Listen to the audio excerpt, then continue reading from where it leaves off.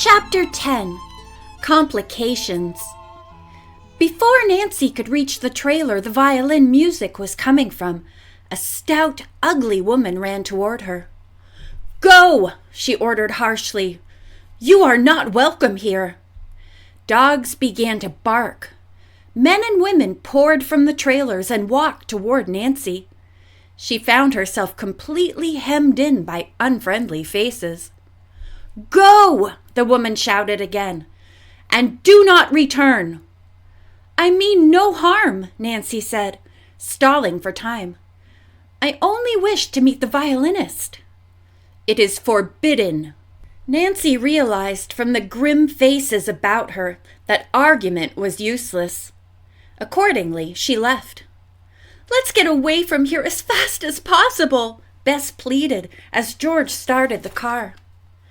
"The violinist probably wasn't Romano anyway," George said philosophically. "And say, I'm about starved. What say we stop at Wrightville for a bite?" Half an hour later, they ate in a pleasant tea room and then went to look in the windows of several quaint shops. One antique shop with dolls on display drew their attention. As they started to go inside, a man came out of the store. He clasped a small bundle against his coat pocket. Startled, Nancy said to her friends, "Girls, that's the purse snatcher!" She darted after him. "Come on, we mustn't let him get away this time." The fellow realized that Nancy had recognized him and ran to the corner, where a blue sedan had just stopped. He jumped inside, and a second later the vehicle pulled from the curb.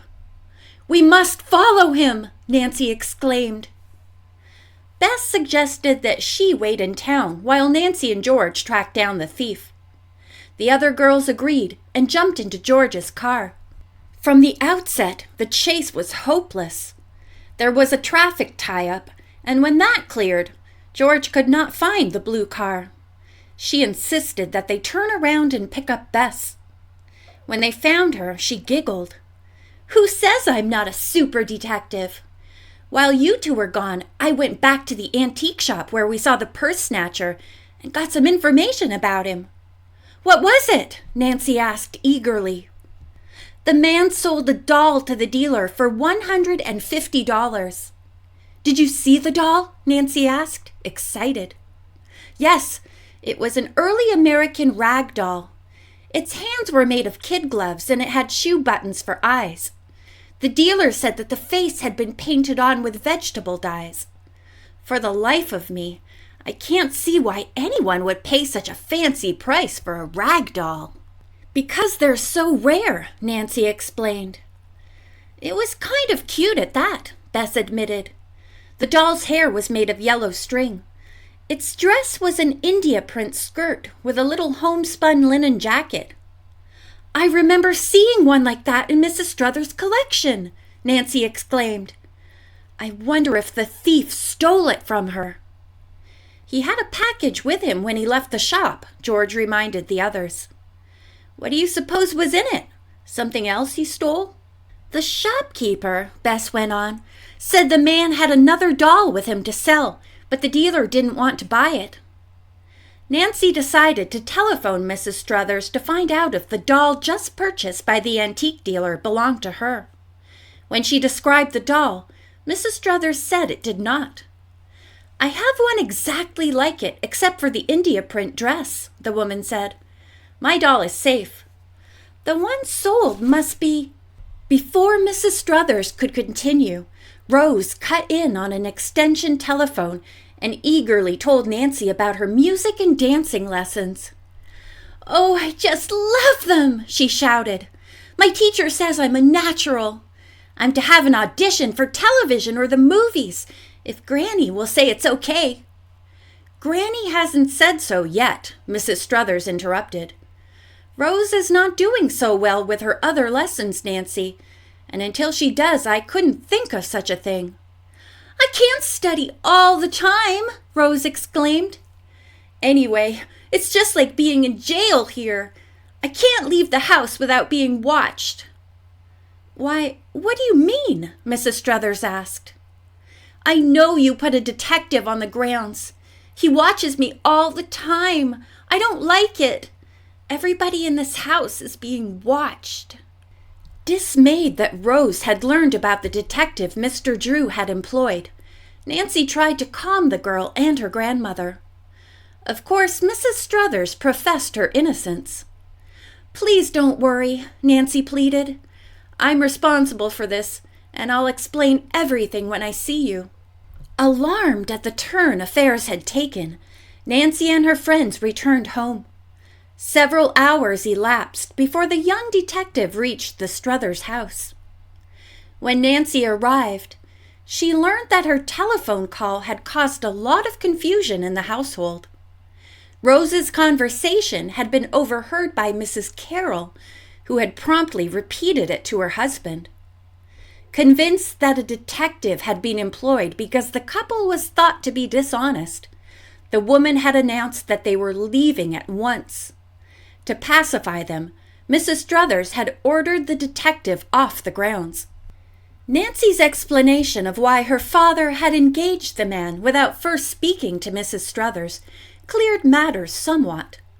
Rose's grandmother said she appreciated the Drews' good intentions, but did not want the detective to return.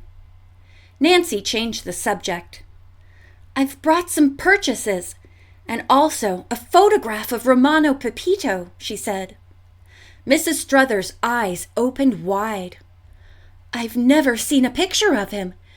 Is he—" Nancy smiled as she handed over the picture.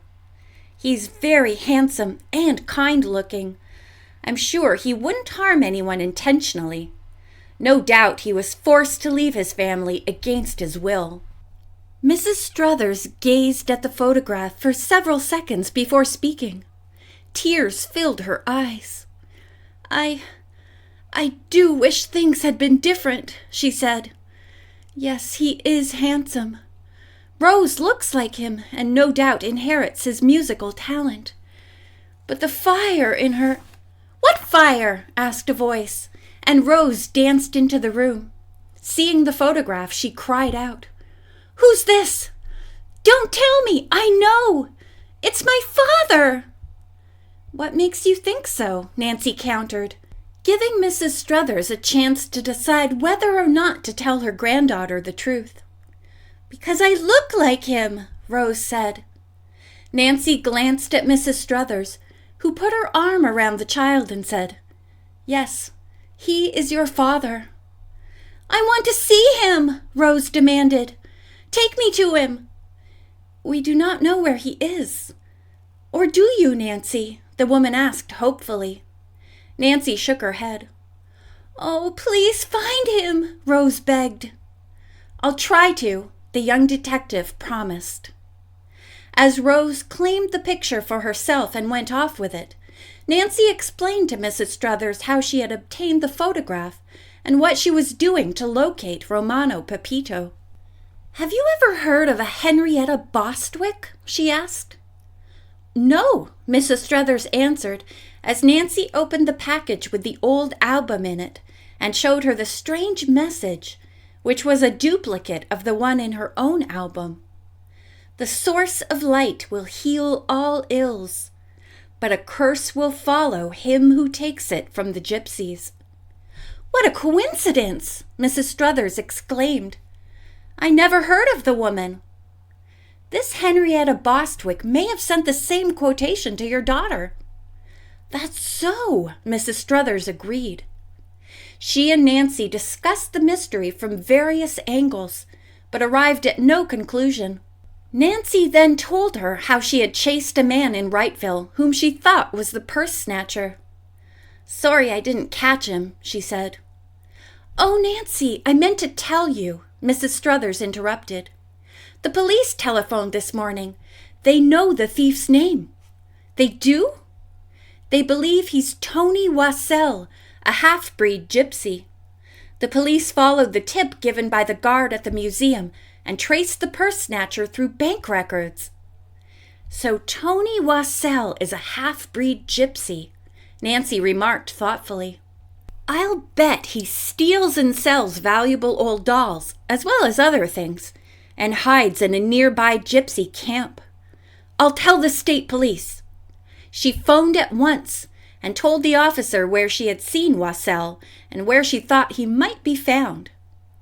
If only the man could be captured before he has a chance to use the information contained in the purse, Mrs. Struthers said to Nancy when she finished the call. "You mean he might blackmail or rob you?" the girl detective asked. "Yes. Oh, I never wanted anyone but Rose to see the letter, and not until after my death. That was why I always carried it with me." Mrs. Struthers did not explain further, and Nancy politely did not question her.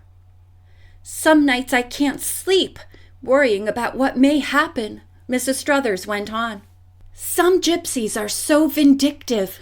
I've been told that if their tribal laws are violated by one of their number, they often take revenge on a member of the family. I'm afraid they may try to harm Rose because her father married outside his tribe." "Please try not to worry about it," Nancy said. She did not add that this very idea had been plaguing her for some time. The next morning, when Nancy came down to breakfast, there were 2 letters at her place on the dining room table. One of them was postmarked Wrightville, and her name and address had been printed. Puzzled, Nancy tore the envelope open and read the message. "Stay at home, Nancy Drew, and attend to your own business. If you don't, it will be the worse for you." End of chapter 10.